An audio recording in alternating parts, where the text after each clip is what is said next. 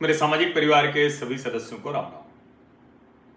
राहुल गांधी जो कर रहे हैं उसमें कोई कंफ्यूजन नहीं है मुझे, और मैंने पहले दिन प्रयास करके तर्क के जरिए, और आप लोगों ने उस वीडियो को बहुत पसंद भी किया। हालांकि मुझे पता है कि इधर राजनीतिक दलों की तरफ से मेरे चैनल पर खूब स्ट्राइक कराई जा रही है, खूब रिस्ट्रिक्शंस लगवाए जा रहे हैं, और इस वजह से आप देख रहे होंगे कि मेरे वीडियो भी आपको नहीं सजेस्ट किए जाते हैं, मेरे वीडियो आपको मिलते भी नहीं हैं।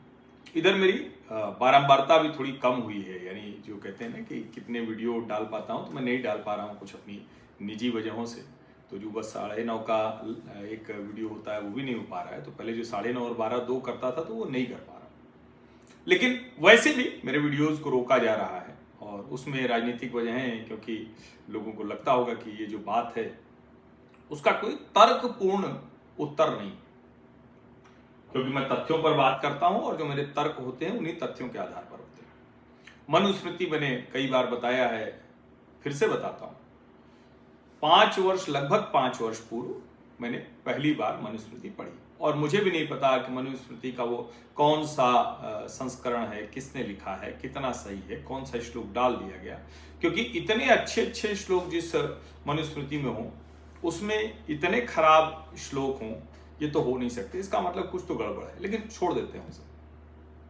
भाई, दुनिया में जाने कितने इस तरह की स्मृतियां, ग्रंथ अलग अलग लिखे गए, तो उसमें बहुत कुछ होगा जो उस समय के समाज के लिहाज से रहा होगा, अच्छा बुरा हम तो जानते हैं। भाई, इसी कालखंड में देखे नहीं कितना हमने परिवर्तन किया, महिलाओं को लेकर सोच को कितना परिवर्तन किया, महिलाएं घर से बाहर निकलने के लिहाज से कितना परिवर्तन किया, लेबर फोर्स पार्टिसिपेशन में उनकी कितनी भागीदारी बढ़ गई, हमने ये सब किया। और कोई भी समाज ऐसे ही चलता है, लेकिन महिलाओं पर दबाव है, ये सिर्फ हिंदू धर्म में है। ये स्मैश द पैट्रियार्की, पितृसत्तात्मक व्यवस्था, और पहले तो उसको स्मैश द ब्राह्मणिकल पैट्रियार्की। तो ब्राह्मणिकल राहुल गांधी ने इस बार इस उपयोग नहीं किया, क्योंकि उत्तर प्रदेश का चुनाव है, तो उनको लग रहा है कि ब्राह्मण जो नाराज हैं, कुछ हो सकता है आ जाए। हालांकि कांग्रेस के लोग बताते हैं कि राहुल गांधी निजी तौर पर ब्राह्मणों से बहुत चिढ़ते हैं, और वो कहते हैं कि हमने ब्राह्मणों को इतना दिया और फिर भी ब्राह्मण हमारे साथ नहीं है। अब ब्राह्मण तो, आपने ब्राह्मणों को क्या दिया, वो उस योग्य रहे होंगे तो उनको मिला होगा, और जो भी मैं मानता हूं जो उस योग्य हो उसको मिलता है। जैसे मायावती जी इतनी बड़ी नेता बनी या आज नहीं है, तो मतलब उस लिहाज से देखें तो तब भी वो अनुसूचित जाति में आती थी, आज भी अनुसूचित जाति में है, लेकिन तब उनकी योग्यता थी तो मुख्यमंत्री थी, आज नहीं। अखिलेश यादव जी, जिसको भी आप कह ले, जिसकी जो योग्यता उपयोगिता रही वो उस तरह से करता है। जाति की वजह से होता नहीं है, लेकिन ठीक है, जाति जाति चिल्लाइए, जाति का गुब्बारा बनाए रहिए, क्योंकि राजनीति को तो आप लोगों को दूषित करना है। और मैं तो कह रहा हूं कि अगर 75 साल में आरक्षण की व्यवस्था ने बहुत कुछ नहीं दिया है तो उस पर भी जरा देख लीजिए, लेकिन छोड़ देते हैं आरक्षण भी। अभी इसी पर बात कर लेते हैं। ये जो मनुस्मृति का जिक्र किया, क्यों किया भाई? बड़ी सीधी सी बात है। हिंदुओं में महिला पुरुष को लड़ा देना, हिंदुओं में जाति जाति को लड़ा देना, ये राहुल गांधी की अपनी इच्छा है, राहुल गांधी की अपनी शैली है, उसी लिहाज से वो काम करते हैं। अब राहुल गांधी, उनको एक जज साहब ने धकिया कर, झकझोर कर उठाने की कोशिश की है। हमारे शहर इलाहाबाद का ही उच्च न्यायालय है, उसके 2 न्यायाधीश महोदय हैं। एक है न्यायमूर्ति जे मुनीर और एक है न्यायमूर्ति इंद्रजीत शुक्ला।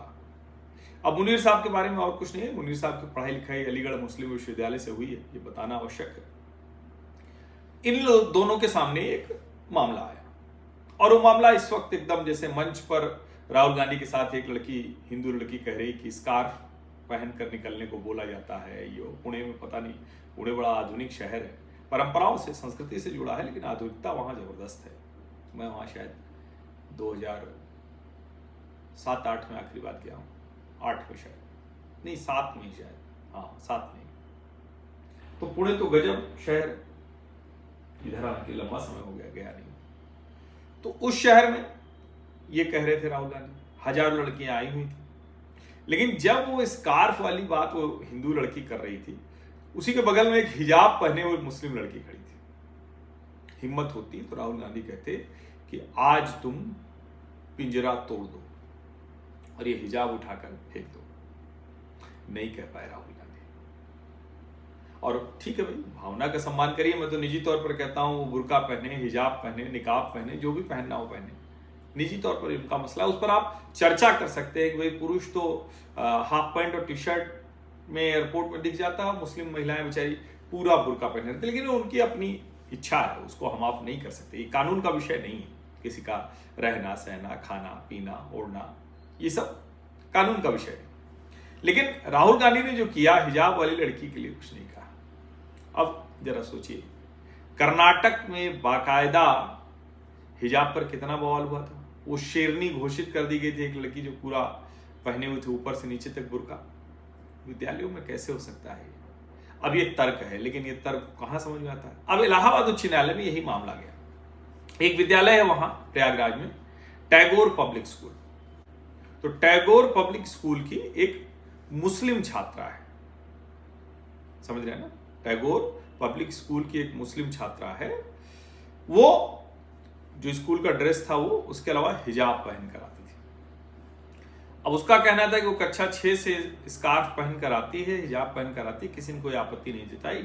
लेकिन जब 11 में दाखिला लेना हुआ तो स्कार्फ पहन कर आने पर कहा गया कि भाई ये ड्रेस कोड का उल्लंघन है, इसलिए प्रवेश नहीं दिया जाएगा।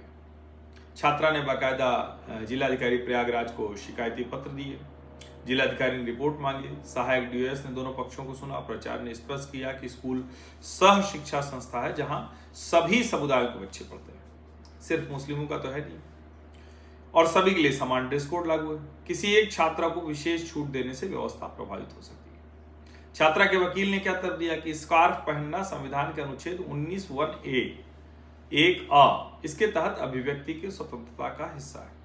यह उसकी गरिमा व शारीरिक स्वायत्तता से भी जुड़ा है। स्कार्फ पहनना उसके धार्मिक आचरण का हिस्सा है। इसे रोकना अनुच्छेद 14 व 19(1)(a) के तहत मिले मौलिक अधिकारों का उल्लंघन होगा। राज्य सरकार, सीबीएसई सबकी ओर से वकील है। उसने कहा कि स्कूल निजी गैर सहायता प्राप्त संस्था है जो राज्य के प्रत्यक्ष नियंत्रण के अधीन नहीं आता है। यूनिफॉर्म तय करना यानी ड्रेस तय करना ये विद्यालय का, विद्यालय प्रबंधन का, प्रशासन का, उनका अपना अधिकार है। हाईकोर्ट ने कहा कि भाई पहले जो आपत्ति नहीं जताई, ये ढिलाई हो सकती है, लापरवाही हो सकती है, इच्छा शक्ति की कमी हो सकती है या शालीनता हो सकती है। एक और मामला कोई वो है फातिमा तस्नीम बनाम केरल राज्य मामले में, केरल हाईकोर्ट की टिप्पणी भी अदालत में लिखी गई।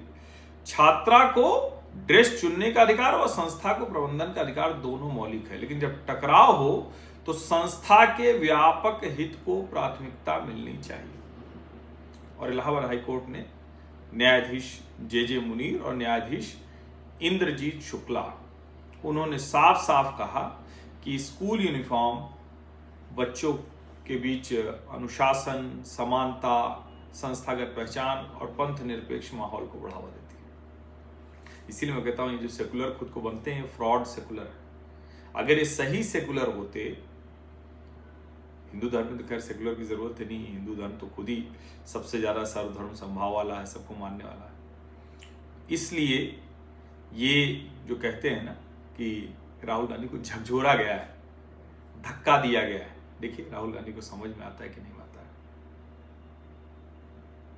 धार्मिक प्रथा तो है नहीं, तो फिर याचिका खारिज हो गई। यानी अगर उसे विद्यालय में पढ़ना है तो उसे स्कार्फ नहीं ड्रेस पहनकर आना होगा। इसको स्पष्टता से समझिए, ये बात सबको समझ में आनी चाहिए। अब राहुल गांधी चूंकि सोए तो हैं नहीं, अज्ञानी भी नहीं है, उनको जानकारी है, वो अच्छे से जानते हैं। लेकिन चूंकि राजीव गांधी जी के ही पुत्र हैं तो शाहबानो उनको पता है, बाबरी मस्जिद उनको पता है, वो जानते हैं सब कुछ और इसीलिए ये सब कर रहे हैं। इसको आप समझिए, इसीलिए सब कर रहे हैं। अब देश के लोगों को ये पता होना चाहिए कि राहुल गांधी कर क्या रहे हैं। विशुद्ध रूप से बदमाशी कर रहे हैं। आप सभी का बहुत बहुत धन्यवाद। सब्सक्राइब अवश्य कर लीजिए, नोटिफिकेशन वाली घंटी दबा दीजिए, लाइक का बटन दबा दीजिए, अधिक से अधिक लोगों तक इस वीडियो को पहुंचा दीजिए। और फिर मैं कह रहा हूं कि कितना भी ये कोशिश करें ये लोग, लेकिन विचार तो रुकता नहीं। ठीक है, कुछ वीडियो कम व्यूज़ दिखेगा, कुछ कम होगा, लेकिन चर्चा तो हो ही जाती है, सही जगह पहुंच जाता है, कोई दिक्कत नहीं। ठीक है, थोड़ा असर तो पड़ता ही, असर इधर काफ़ी पड़ गया है। पिछले 3-4 महीनों में हमारे वीडियोज़ पता नहीं क्यों देखे ही नहीं जा रहे, मतलब ऐसा नहीं कि देखे नहीं जा रहे हैं, लेकिन जो बहुत अच्छी संख्या होती थी देखने वालों की, वो कम हो गई। तो संख्या तो कम हो नहीं सकती, इसका मतलब ये कि कुछ तो गड़बड़ है। ठीक है, इस गड़बड़ में भी लड़ेंगे। बहुत बहुत धन्यवाद।